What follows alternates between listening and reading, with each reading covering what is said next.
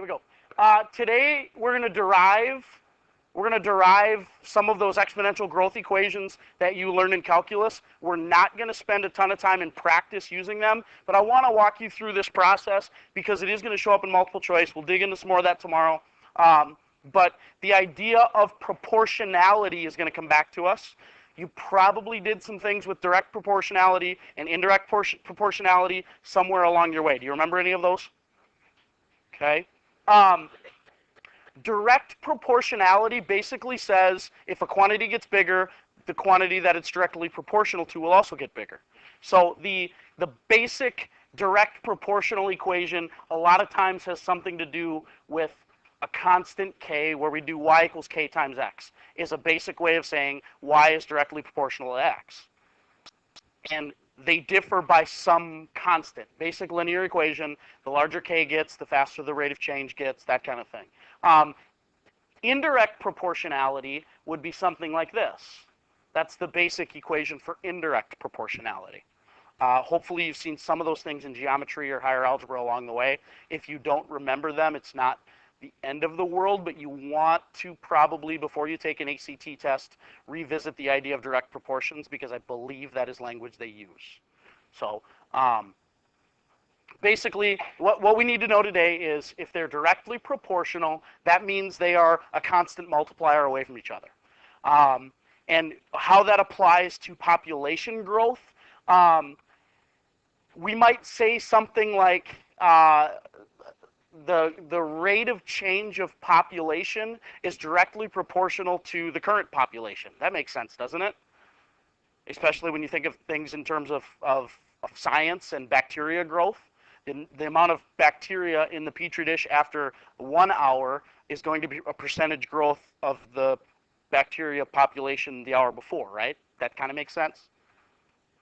I'm not talking crazy talk yet, am I? Okay. So that idea leads us to a differential equation where the rate of change, ROC, rate of change of a population with respect to time, is directly proportional to the current population, okay?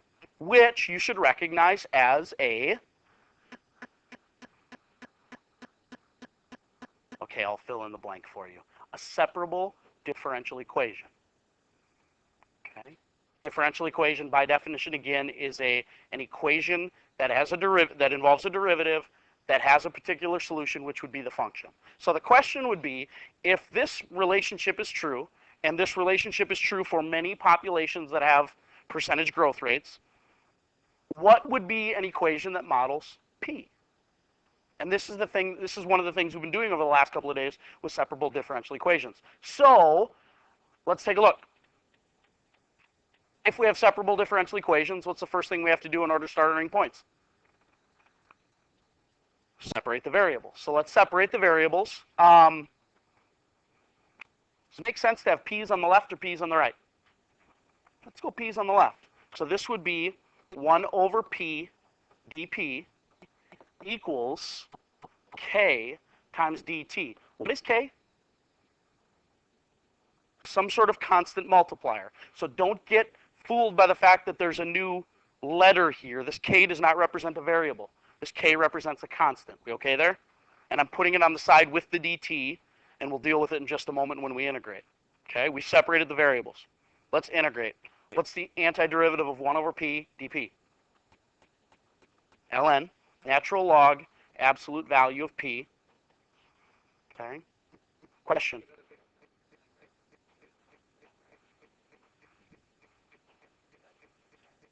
I'm out of pages of notes.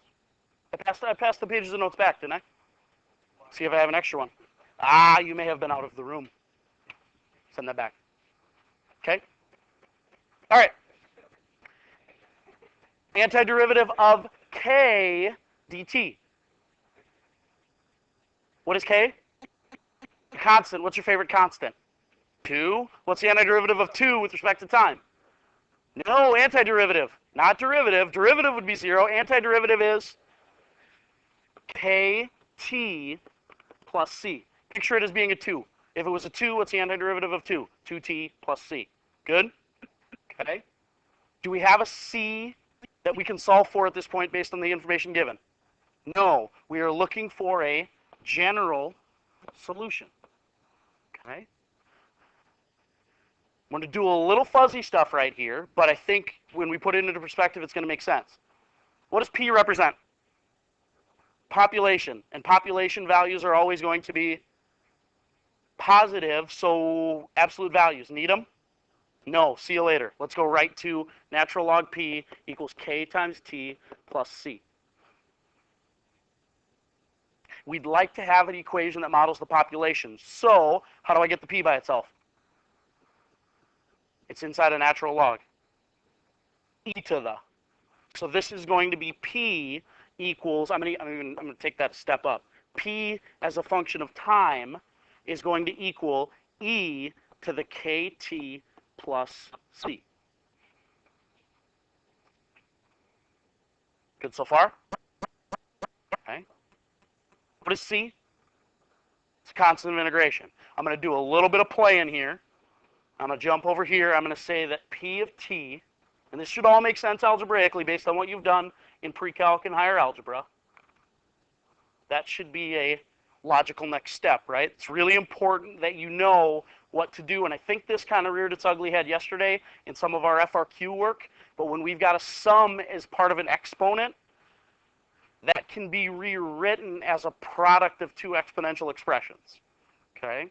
So P of T now is equal to E to the C times E to the KT. Now what we typically will refer to this as is the initial population.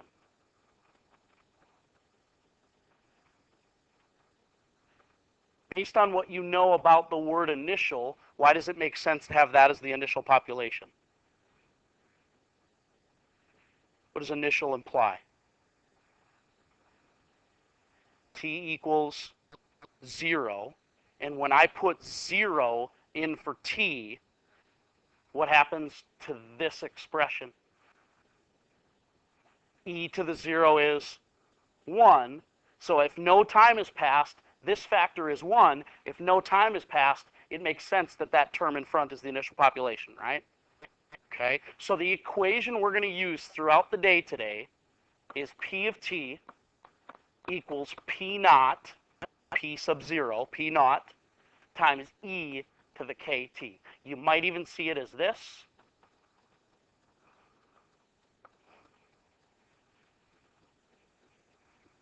Okay. Now that differential equation work is now going to free you up in your homework tonight to just use that. You don't need to treat every problem as a differential equation. This result is a result of the work that we've done with the differential equation of proportionality, the rate of change in a population being directly proportional to the population at the time. Does that make sense so far? Okay. Now, a couple little things that are interesting about that is, I believe in science class you would have talked about half-life at some point, especially in terms of radioactive decay. Did this in chemistry? Maybe physical science? Probably not so much in physics. Not so much in biology. But you've seen the idea of half-life, okay? So here's some conclusions we can draw about half-life, and we can talk about doubling time, we can talk about tripling time, and there's some really nice consistencies that come out of this. So if I'm dealing with half-life, the situation is that whatever the final population is half of the original. Makes sense? So I'm going to use that substitution in my P of T formula. I'm going to say that instead of P equals P naught E to the KT, I'm going to say that this P value is half of P naught, P naught E to the KT. Okay? Really, at this point, these are some just interesting, useful conclusions that we can draw and can shortcut things down the road. Okay? Let's solve for T, because T in this case should represent the amount of time it takes for the amount of radioactive material to decay by half, right? We'll just put it in that radioactive context because we're used to it. What can we do to solve for T?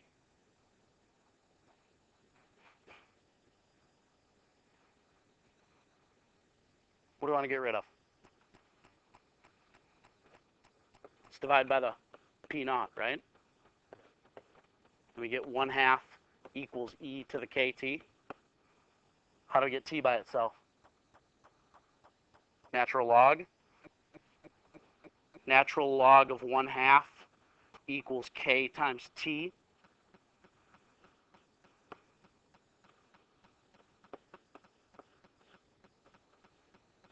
Okay. I don't know if that's worth memorizing, but I can tell you that every time a half-life problem comes along, if you memorize that the time is the natural log 1/2 divided by whatever your k value is, that's going to be the amount of time it takes for half of it to decay. Questions on that so far?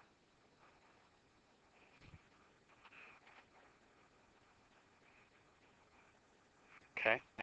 What about doubling time? Doubling time is similar. This isn't in your notes, but let's do it.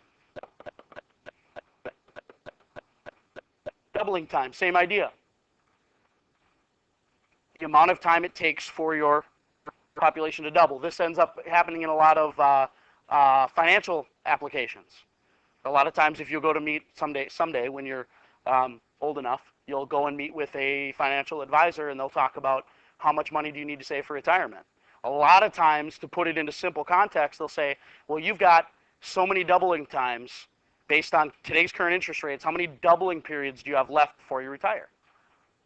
So if you put in $10,000 now, how many times will it double before the time you retire, and then will that be enough? So you can talk about a retirement plan, but someday you'll be there. But let's talk about it. Doubling time.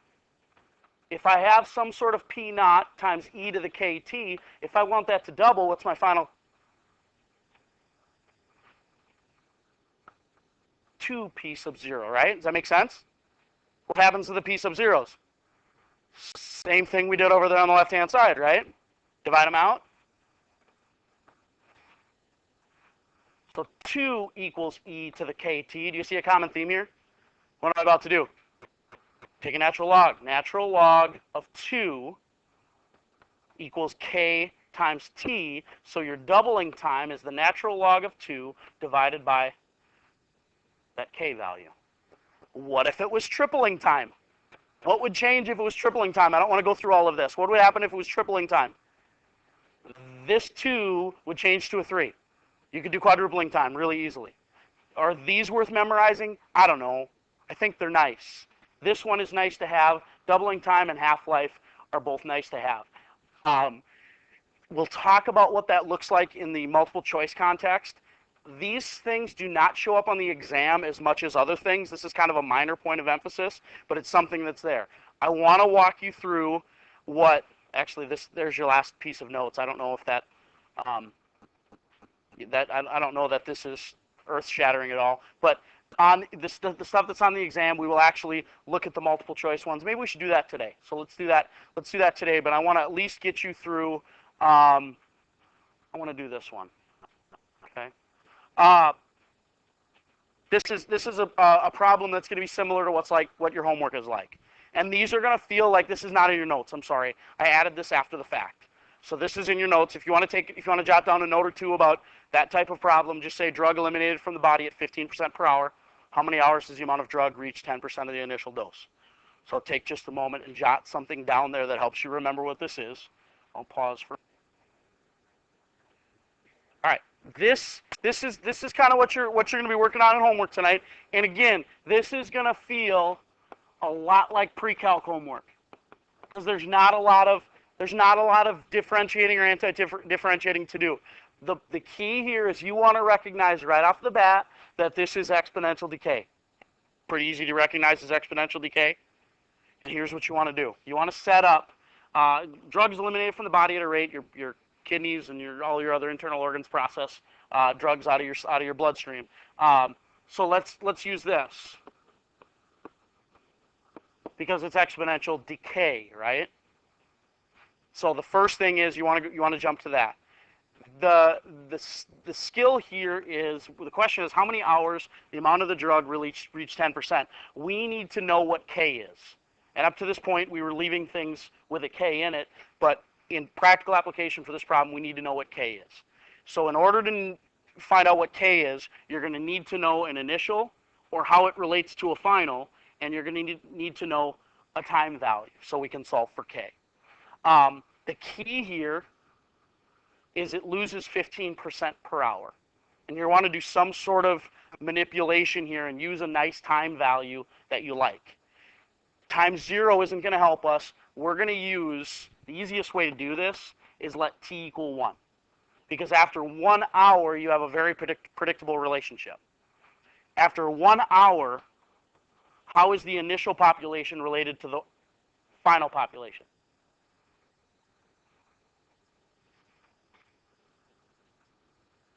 I'm going to write this. You tell me if that makes sense. After 1 hour, does it make sense that the final population is 85% of the initial population? Good. And then I'm going to do e to the k times 1. See how that's an easy substitution? If you can come to the conclusion of what the population is after one time period, you're going to want to use that to find k. That's the easiest way to do it. Did you see stuff like this in pre-calc? A couple of nods, a couple of head shakes. Okay? I want to solve for k. What's next? Divide by y sub 0. I get 0.85 equals e to the k. What's k? ln 0.85. Okay? Once you have that constant of proportionality, you can go back up and use your initial equation, y equals y naught e to the ln 0.85 times t. Okay? You can turn that into a decimal if you like. Doesn't matter. Yeah, why not? Good question. Why not? All right? Once you have k, you can answer any sort of question you want. And in this case, the question is when, how many hours until we're at 10% of the initial dose. So you don't need to know what the initial dose was. You just need to know at the end it's 10% of that. So 0.10, that's 10% of y sub 0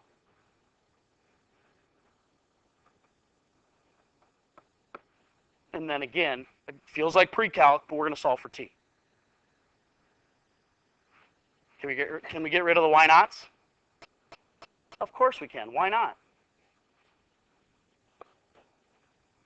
0.1 equals e to the ln 0.85 t. How do I get the t out?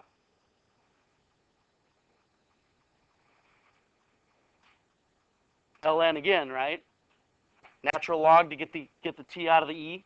So this is going to be natural log of 0.1 equals natural log of 0.85 times t. If you have a calculator, you're going to want to answer the question because I think in context, this makes more sense. Okay? Can I get a time on that? Somebody bust out a calculator and give me a time. Round to a couple of decimal places, would you? Okay, 14.17. So 14.17. Are we in days, hours, weeks? This was in hours. 14.17 hours. Okay. Questions on that so far? Okay, that's what your homework's going to look like. It looks more like this when you get to the AP exam. Here's an old multiple choice question. And again, this is not going to be a majority of your exam. But you can see right off the bat that this proportionality relationship exists. Okay. If you see a problem like this, you could solve it as a differential equation. Should we go the long way or the short way? You want to go the short way? Okay. That relationship that we talked about, of doubling time,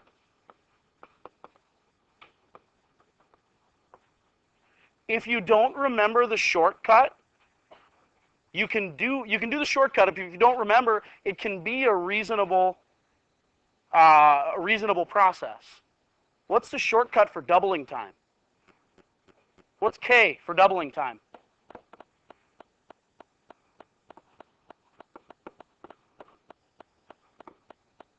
Is that doubling time? How could we get to that? We could do this.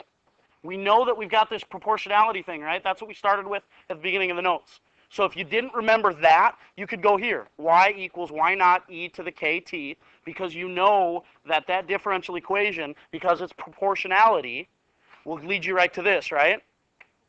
Doubling time leads you to this. Algebra leads you to this. Okay?